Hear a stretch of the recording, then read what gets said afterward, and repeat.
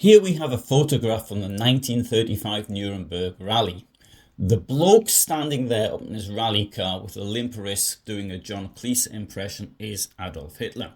The one standing behind him is Jakob Grimminger, and he's normally associated as being the character who looked after the flag. The flag is the one between Adolf and Jakob, and that one's called the blood flag. It's a blood flag because it got a bit dirty on the day that Adolf and his mates attempted to overthrow the legal government of Germany. You might have thought that seeing as so many people turned up for the Nuremberg rally that they might have got the flag washed first. But no, they didn't bother. They just turned up with a dirty flag. So how did the flag get into this bloody state? Let's have a look at the words of one Heinrich Wilhelm Trambauer to find out what happened. Trambauer is referring now to the events of the 9th of November 1923. We gathered in front of the Münchner Kindelkeller on Rosenheim Hill. I was with the 2nd Battalion, 6th Company, Rossbach. Despite my many years at the front, it was a tremendous feeling of joy and pride to carry the first flag of our Führer, Adolf Hitler, to victory. After turning around the bend at the Theatrinerstrasse, we came into the Residenzstrasse, heading for the Feldherrenhalle. A state policeman surged from the Residence Guard, ready to do battle. At that point, we struck up the Deutschlandlied, but the shooting which claimed our first heroes was the response to our song. Von Stransky, Bauriedl and Heckenberger were killed in my group. Taking cover, I immediately fell to the ground, the flag under me. Catching my breath, I lay there momentarily, waiting for the right time to escape, because saving the flag meant more to me than my life. So, how did his tale of heroism continue? Well, he got up at an opportune moment. He ran into an apartment building where he was admitted by a barber into his home. There he removed the flag from the mast and the pole, wrapped it around his body and went home. At home he hid it. So how did it become the bloody flag? Well, Trambauer tells us more. Despite the repeated attempts of the renegades to trick me into surrendering the flag later, I remained loyal to my Führer and to his flag. Several months later, I transferred the flag to the company sergeant major, and he presented it to the Führer personally after he was released from prison. Later, Hitler turned the flag over to SS leader Berchtold at the Reich Party rally in Weimar in July 1926. And it was then kept in the Hall of Standards at the party headquarters in Munich, and it was brought out whenever it was required. So what of Heinrich Trambauer, who saved the flag on that day? This video is the story of his life. Heinrich Trambauer was born on the 21st of August 1899 in Nuremberg. He was the son of a mirror manufacturer. His father was Gottfried Trambauer. He was married to Emilie, née Tiefel. Trambauer was placed in a nursing home immediately after his birth, which, given the way he was to turn out, wasn't such a bad idea. At the age of 2, he was fostered by the family of a forester. After completing his basic education, he got a job with a gardener and then did various casual jobs, mainly in the hotel industry. However, his CV from the hotel industry does include some quite impressive names, including the Munich hotels Reichsadler, Deutscher Kaiser, Regina Palast, Königshof, Sennefelder Hof and Europäischer Hof. He also worked at the hotels Lindenschlösschen in Kölgrub and Hotel Fest in Garmisch-Partenkirchen, as well as the Hotel Sonnenblickel in Sonnenblickel. That is incidentally his entire CV. It's not just the places he worked at before the First World War. Trambauer was not quite 15 when the war started, but he did get the chance to join up as soon as he could. Trambauer joined the 7th Field Artillery Regiment, the 2nd Replacement Battalion, on the 14th of February 1917. On the 6th of June 1917, he arrived at the Western Front with the Bavarian Reserve Field Artillery Regiment No. 6.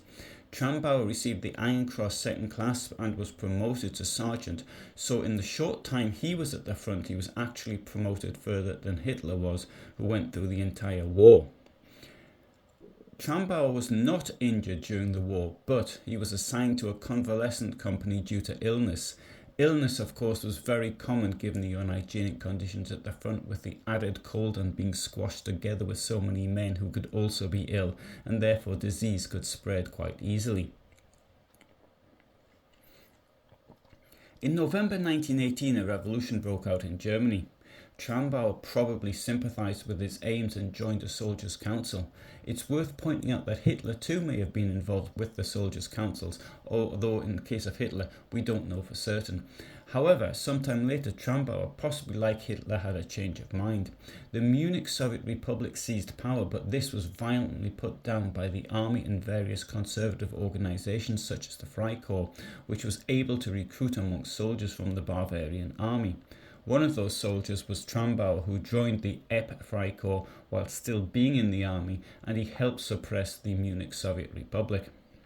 On the 12th of June 1919, Trambauer was demobilised by the Munich II District Command. He tried to stay in uniform by joining the police, but he didn't pass the test.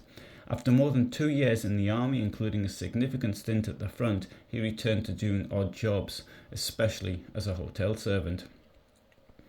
Therefore, one can imagine how he felt. Resentment. All that suffering for nothing. On the 6th of December 1922, Trambauer joined the National Socialist German Workers' Party, where he became a secretary of a local group. He was also one of the first members of the SA, which had been founded in 1921. The role of the SA was to provide security for Nazi Party meetings whilst using force to break up the meetings of its opponents. From 1922 to 1923, he was a member of the first 100 of the Munich SA.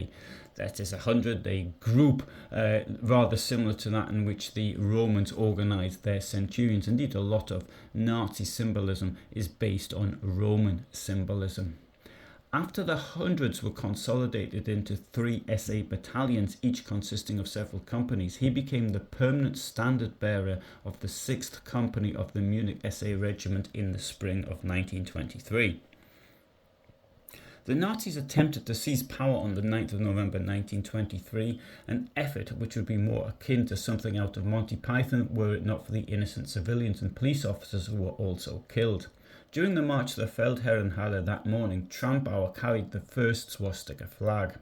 When the column of putschers broke up after an exchange of fire with the state police unit at the Feldherrenhalle, Trambauer fled with his flag. According to the statements of Waldemar Gehr and Georg Wittborg, the latter being group leader of the 6th SA Company of the Nazi Party, Andreas Bauriedl, who was wounded by a shot in the stomach, was lying partially on the flag. According to the report from Trambauer's superior Karl Eggers, the blood on the flag must have come from Anton Heckenberger. However, I would suggest that the blood came from Bauriedl. It was Trambauer who managed to remove the flag and all the bits that came with it and hide it at his home until such time as he could give it to Eggers the following spring. Eggers in turn handed the flag to Hitler in February 1925. Based on his own description, I get the impression that the life of Bauriedl meant less to Trambauer than that of the flag. Bauriedl may have been mortally wounded, but Trambauer made no effort to save him, but went at considerable effort to save the flag. Thus, National Socialism got off to the very start that it was to continue. Human life meant nothing, symbolism meant everything. Hitler had a new pole and a tip procured for the flag and a cuff with the names of the 3 men from the 6th SA Company killed in the putsch attached to the shaft. At the meeting to refound the NSDAP in 1925, the flag was the focus of wall decoration. When the Nazi Party was once more legalised, Trambauer was one of the first members of the new Nazi Party. His new membership number was 5011. At the first Nazi Party Congress in Weimar in 1926, he carried the flag that Hitler symbolically handed over to the then leader of the SS, Josef Berchtold. This meant that Trambauer, a new member of the SS, was now the trustee and guardian of what Hitler described for the very first time as the blood flag. The blood flag now became a regular feature of Nazi party gatherings. Trambauer was the bearer. Trambauer did keep up his other Nazi party activities. According to a report from the Munich Police Department dated the 9th of May 1927, Trambauer and Karl Ostberg were suspected of having planned and carried out an attack on Munich's main synagogue at Herzog-Marx-Straße 7. Ostberg was then head of the Nazi party in Munich-Neuhausen and a full-time employee of the party. Trambauer no doubt would have wished to have had a full-time job with the party, but he needed to work. It appears that he got a job in Königs Wusterhausen in Brandenburg in February 1927. SS-man Jakob Grimminger then took on the role as being the standard bearer. This must have made Trambauer feel very resentful. Grimminger held this position almost continuously until 1945, and it is he who is known for being the bearer of the flag. It was Grimminger who appeared in the Leni Riefenstahl films after the seizure of power and consequently became famous. As for Trambauer, like all of us, he had to go where the work was. He moved to Braunschweig and then in 1928 to Blankenberg in the Harz, where he founded the SA of the NSDAP local group there. In 1929, jobless, he returned to Munich. There were initially no jobs available in the Bavarian capital either, but maybe someone at the Nazi Party main office, the Brown House, took pity on him and gave him a job as the porter of the NSDAP Relief Fund. Whilst there, he was accused of theft, which led to his suspension, but when it turned out that he was innocent, he was employed as a garage attendant for the party. Progressing, he got into a management role which involved looking after the membership fees of the first storm of the Munich SA Standard 111. I found this photograph which dates to around this time, and it was taken in the Brown House in Munich. I'm not much good at recognising people. In fact, the other day I saw myself in the mirror and wondered who it was. Therefore, if you can recognise anyone in the picture, do say who it is, or maybe you can recognise yourself or one of your family members. In any case, do write it down in the comment section below. I can, however, tell you who one or two of these people are. At the end on our left is Trambauer, looking quite smart in his uniform. In the middle row, third from our right, is Jakob Grimminger, who by this time was the person who was taking care of the blood flag. At the back row, second from the right, is Johann Meyer, and he was to take over the role of Heinrich Höflich, who was to become quite important in this story. Heinrich Höflich is in the middle in the front row. He rather reminds me of a Joe Pesci type character, or rather the roles that Joe plays in his films. So if you're watching this, Joe, I'm thinking about doing a video on Heinrich Höflich, and maybe you'd like to be in it. But in any case, do let me know. Whilst on the subject of pictures, here's another one from a similar time. Next to Adolf, we've got Kurt Kummer, who looks as though he's Adolf's grandfather, but he was in fact only 4 years older than the future Führer. He was killed during the Battle of the Bulge on the 25th of December 1944. On Adolf's left is Himmler. He obviously thought he looked really silly in a Nazi party uniform and he came dressed in something else. And to his left is Höflich. In the spring of 1932, Höflich accused Trambauer of misappropriating SS funds and using them to buy a car. Bear in mind how much a car cost then and how much Trambauer is likely to have saved by doing odd jobs in hotels. Heinrich Höflich asked Trambauer to provide receipts and Trambauer refused. To clarify the dispute, Trambauer was summoned to the Brown House by party treasurer Franz Xavier Schwarz on the 3rd of August 1932. Also present at the meeting was Höflich as the accuser and party official Christian Weber. Schwarz and Weber were both long-term party members, and by this time both of them were on the Munich City Council. Trambauer explained that he considered Höflich to be a morally unworthy person who was not suitable to be in the SS Standard. The easily excitable Höflich then assaulted Trambauer, and for some reason Schwarz and Weber did not intervene. Trambauer managed to drag himself home and refused to go to hospital. However, his condition deteriorated and he was admitted to the psychiatric department of the Schwabing Hospital on the 13th of August 1932. He was found to have a triple skull fracture, a crushed aorta, a fracture in the right frontal bone with a crushed optic nerve and several knocked out teeth. Trambauer reported hearing voices. It was clear that he couldn't look after himself, and in September 1932 guardianship proceedings were initiated. The doctors diagnosed a pathological disorder of mental activity which they attributed to the head trauma he'd suffered. On the 28th of October 1932, Höflich was sentenced to 3 weeks in prison for grievous bodily harm and was ordered to pay Trambauer a monthly amount of 100 Reichsmarks. In the appeal process, Höflich's act was classified as politically motivated, meaning that it fell under the Reich amnesty of December 1932. The proceedings were discontinued on the 11th of January 1933. Höflich had already been rehabilitated as an SS leader in an SS honor trial in September 1932, so he got away with it.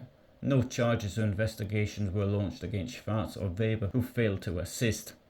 In 1934, Trambauer received the NSDAP Gold Medal of Honor No. 511 and the Blood Order No. 660. Trambauer remained in psychiatric treatment. When Höflich stopped paying his hospital bills, they were paid by the office of Rudolf Hess, then by the Munich taxpayers, and from 1937 by the party. Nonetheless, Trambauer was now no longer a member of the master race, but indeed one of those mental incompetents who needed to be removed from its presence. He was expelled from the party on the 21st of February 1938. Someone appealed against this and membership was restored on the 20th of June 1939 due to his former service to the party. His wife, Barbara Betty Schindler, must have been an out-and-out Nazi, as she did what any good Nazi wife would do when married to a mental incompetent. She divorced him, although she did get Himmler's approval first. In 1939, Trambauer, whose health continued to deteriorate, was briefly sent to the Grabetzee nursing home. On the 3rd of April 1942, he was transferred to the psychiatric clinic in Munich, where a schizophrenic terminal state was diagnosed. On the 23rd of April 1942, he was transferred to the Elfling institution, as he was considered to be a danger to himself and to the public. What exactly happened next, I don't know. You may have seen other videos on this channel dealing with the T4 murder campaign to kill what the Nazis considered to be life not worthy of life. Authorization was made by Hitler in October 1939, backdated to the 1st of September 1939, to kill people who were mentally and physically challenged. This included World War I veterans, and it may have included World War II veterans. Officially, the program stopped in the summer of 1941, but it did continue in secret until after the fall of the Third Reich. The last victim died several weeks after liberation, as the doctors thought that they were doing their job, which was to continue killing, and no one had told them to stop. Did it include Trambauer in 1942? There is absolutely no evidence other than circumstantial to suggest that he was murdered. However, hundreds, if not thousands, of patients from Elfling were murdered.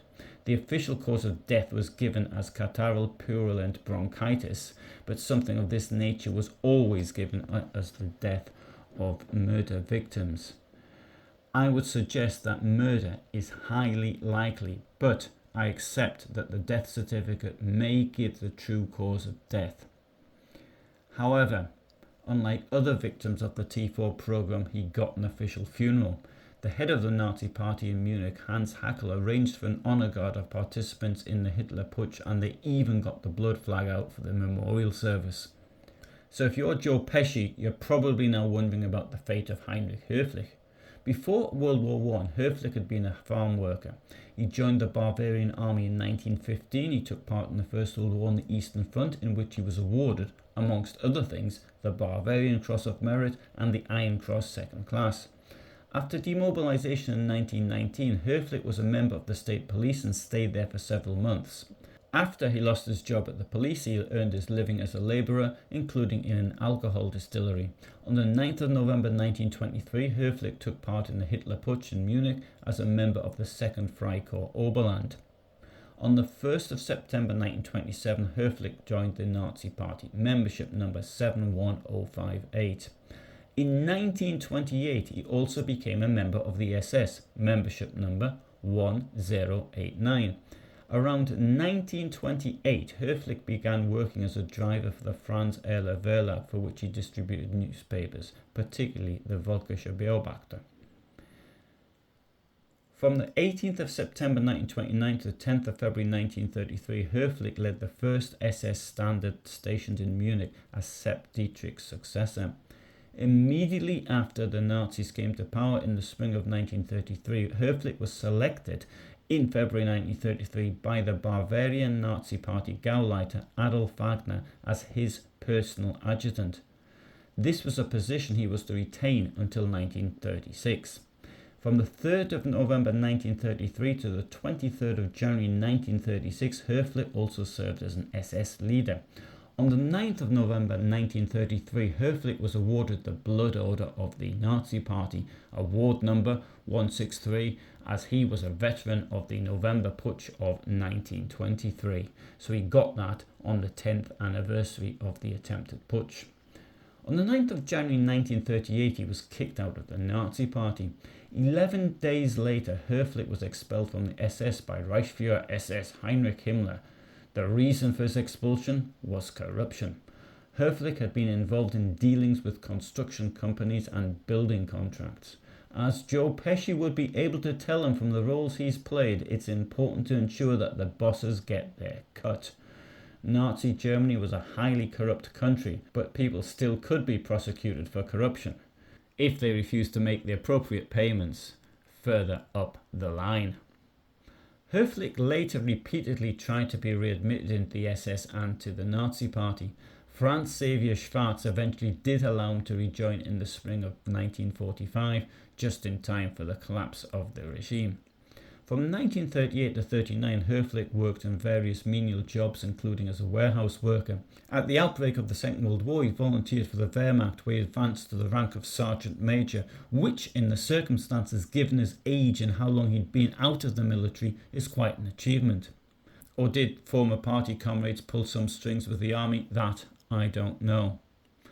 I also don't know what he did after the war. I presume he continued to do manual jobs. If I ever find out, I'll update this video. Höflich died on the 5th of July 1983, aged 88. I hope you found that interesting. I upload every Friday at 2000 hours my time. I'm in either Poland or Germany. I also sometimes upload on other days as well, and I often do live broadcasts. So if you want to know when there's something new online, then the best way to do that is to subscribe. So for the moment, thanks very much for listening, and all the best from me. Bye for now.